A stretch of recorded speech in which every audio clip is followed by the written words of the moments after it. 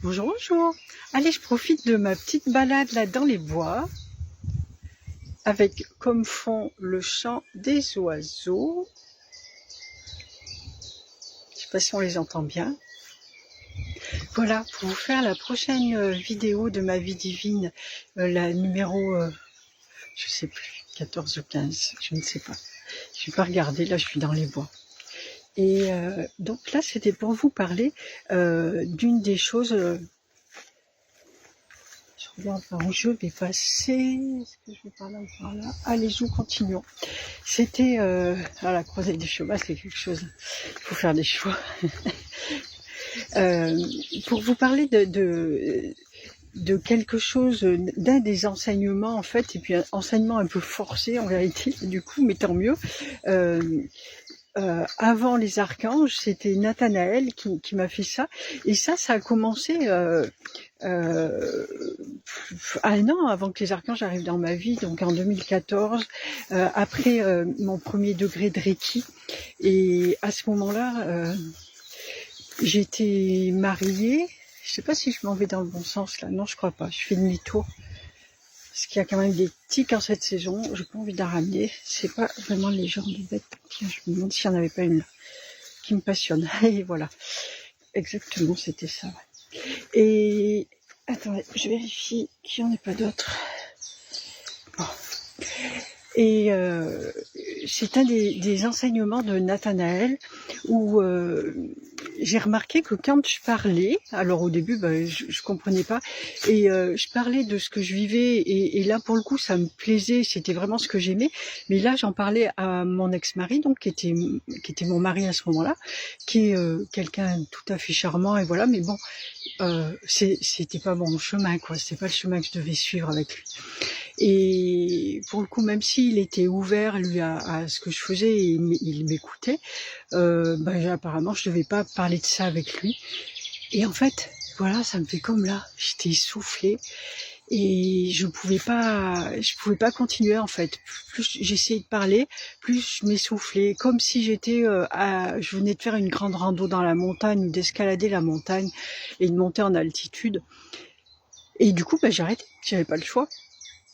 Et donc ça a commencé comme ça, et puis après, plus j'avançais, plus ça le faisait. Dès que je parlais pas vrai, en fait, dès que j'étais dans le faux, pas sur le droit chemin, pas le mien en tous les cas, eh bien ça m'empêchait de parler. Et quand les archanges sont arrivés, ça a été pire, et j'ai été bien obligée d'arrêter en fait. Moi je me souviens d'une conversation au téléphone avec ma maman, mais bon, qui veut pas entendre toutes ces choses-là. Donc du coup, j'étais dans ce que j'appelle de la conversation de salon, en fait, où tu es là, mais en fait, t'as rien à dire et tout le monde parle. Et en fait, je ne pouvais pas faire ça. Là où ça se passait bien, c'est quand j'exprimais ma vérité, que j'étais calée avec moi, avec ce que j'étais à l'instant, avec je parlais de ce que j'étais vraiment, sans faux semblant, sans rien. Et là, c'était ok. Dès que je sortais de là, je m'étouffais, mais ça me coinçait là, en fait, vraiment, hein, je pouvais pas parler. Voilà, ça c'est un des enseignements des anges et des archanges, une façon... une de leurs multiples façons de procéder en fait, et de communication aussi. Je me rappelle, ça y est, moi j'ai tellement horreur des tics, j'ai du mal à lâcher prise, et dès que je sais qu'il y en a, ça commence à me gratouiller de partout. Et c'était ça, comme pareil pour la culpabilité. Je me souviens que Michael me montrait, ça veut pas dire que j'ai plus de culpabilité là, hein, on s'entraîne depuis tellement longtemps, mais il me montrait tous les endroits où je culpabilisais en fait. Et à un moment donné, ça arrivait, mais tellement loin dans ma conscience, je voyais qu'il y avait un truc, et tac, il me le montrait, et j'ai dit mais attends, j'ai même pas eu le temps de voir de quoi j'étais en train de parler, où j'ai pu culpabiliser, mais en fait c'était quasiment tout le temps. Et là c'est pareil. Alors qu'est-ce qui me faisait pour que je vois ça? Il me disait pas tu culpabilises ou quoi, hein, mais c'était un ressenti physique aussi, un genre de blocage. Comment ça faisait? Ça faisait ça fait un blocage en fait, et du coup ça te met un malaise. et qu'il y en a tellement de sortes, mais celui-là, du coup, c'était pour me faire voir ça, c'était reconnaissable, et voilà, dès que je sentais ça, ah, t'es en train de culpabiliser, et j'ai envie de dire, c'est quasiment à tous les... pour tout, en fait. Enfin, je dis ça à moi, mais je suis persuadée que n'importe qui va chercher, vraiment, hein, parce que là, on va profond quand même quand on fait ça avec eux, on met de la culpabilité de partout. Regardez bien dans votre quotidien. Là aussi, demandez l'aide des anges pour vous montrer en fait ça, si vous avez envie de savoir, et de vraiment apprendre à vous connaître et à voir ce que vous pourriez changer pour être mieux en fait, hein, parce que toute cette culpabilité ou cette non-expression de soi, c'est une espèce de chape de plomb, c'est quelque chose qui est bloqué en nous, qui peut pas sortir, qu'on empêche de sortir, et tout ça vous empêche d'aller vers vous-même.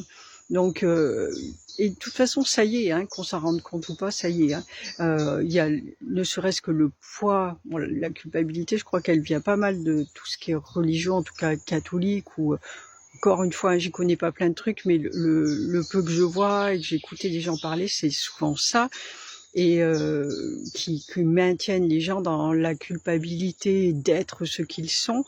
Et ça, moi qui n'ai pas cette éducation, ben j'en porte le joug quand même, quoi. Et parce que ça fait partie de notre société en permanence. C'est en permanence tout ça.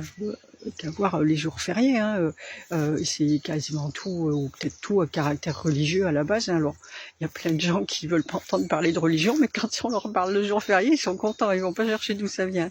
Mais regardez bien autour de vous et vous verrez. Voilà, ça c'est un des enseignements des anges, et je suis sûre que si vous le souhaitez, après ça se développera à votre façon, ou votre façon de communiquer avec eux, quelle qu'elle soit, ou sans eux, hein, peu importe si vous vous dites que vous n'arrivez pas à communiquer avec, mais vous, posez-vous la question et essayez d'aller explorer à l'intérieur de vous. Où est-ce que vous ne parlez pas vrai ? Comment vous pourriez remédier à ça ? Est-ce qu'il faut... On n'est peut-être pas obligé de se couper des relations non plus, mais qu'est-ce que je pourrais faire pour remédier à ça ? Alors déjà, de s'en rendre compte, c'est déjà un grand pas. Et puis cette culpabilité, là. Voilà, c'est votre petit... travail du dimanche, enfin pas dimanche, allez vous promener, ou si vous n'y êtes pas déjà, mais de la semaine, tiens. Allez, ben, je vous souhaite une bonne fin de journée, un bon instant, quel que soit le moment où vous verrez cette vidéo. Je vais pas la pousser tout de suite, et voilà, ciao ciao.